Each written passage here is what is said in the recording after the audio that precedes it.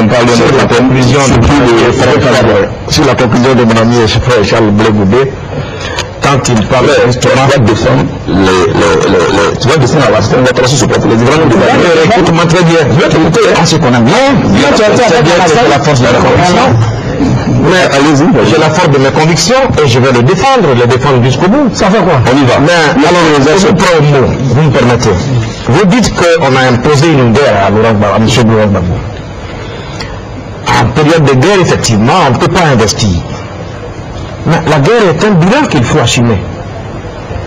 La guerre est un bilan qu'il faut assumer. Je ne connais pas de société au monde où il n'y a pas de crise. La crise est inhérente à toute société. C'est bien que vous rappeliez chaque fois ici, aux Ivoiriens, le problème des guébiers, le problème des sans-vie.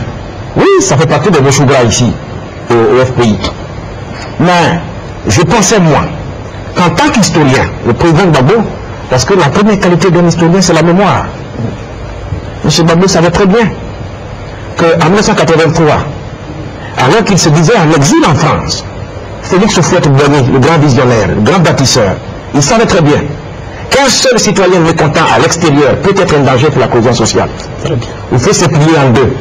Avec son groupman, aller chercher M. Gbagbo en France, à 6000 km de la Côte d'Ivoire, pour le ramener en Côte d'Ivoire. Vous avez le numéro de paternité matin, le grand pardon à l'époque, ça a été titré.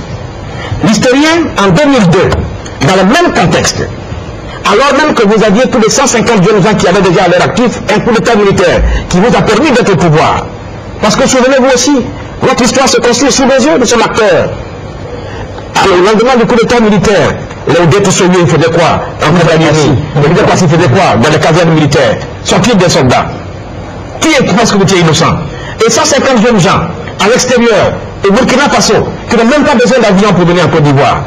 Ils ne savent faire qu'une seule chose, manipuler les armes. On demandait à retourner. Comment est-ce que vous avez géré le dossier? On a pété ici sous nos yeux, d'amateurs.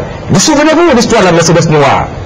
Plutôt que de chercher à retrouver cette Mercedes noire qui a filé entre les mains des Ivoiriens ici, on est venu sur les dentelles ici nous dire la Côte d'Ivoire est armée, Ivoiriens, Ivoiriennes, dormez tranquille, quiconque s'attaque la Côte d'Ivoire sera maté. On vous a fait confiance, on a dormi, les deux yeux fermés, on a même commencé à ronfler. Quand patata, le 29 en septembre 2002, vous nous trahissez. Mais vous devez reconnaître une seule chose. Quand on vous confie un pays comme la Côte d'Ivoire, la première chose qu'on vous demande, c'est de maintenir l'intégrité du territoire. Le FPI et Laurent Gbagbo, vous avez été incapables de sécuriser la Côte d'Ivoire. Coupé en deux, vous devez démissionner. Alors ne viennent pas dire aux Ivoiriens, vous l'avez dit, c'est là vous l'avez dit, monsieur Kanye, c'est c'est vrai que vous l'avez dit, c'est grave. Je voudrais de vous relever la question, de savoir qui attache la si vous je vous dis, non, c'est le bon de vous donner la parole parce que vous interrompez tout le monde. Je donne un exemple simple. J'ai été invité au 10e anniversaire du RDR en 2004. Et à cet anniversaire du RDR, le RDR a fait parler ces quelques militants qui ont témoigné sous le mandat, la période d'Henri Konan Bédié, celle de 94, date de naissance du RDR jusqu'en 99, et de 99 jusqu'en 2004. Ce que j'ai remarqué, c'est que tous les militants du RDR qui ont témoigné des souffrances sous le régime de Bédié étaient tous des personnes normales. Mais ce que j'ai constaté, c'est que tous ceux qui ont fait des témoignages entre 2000 et 2004, soit qu'ils sont handicapés de la main, soit qu'ils sont handicapés du pied, en tout cas ils portent les séquelles de quelque chose. Ça veut dire qu'en France, quand vous avez en face un régime civilisé, et bien qui traite de façon humaine ses opposants, évidemment on arrive à juguler les crises.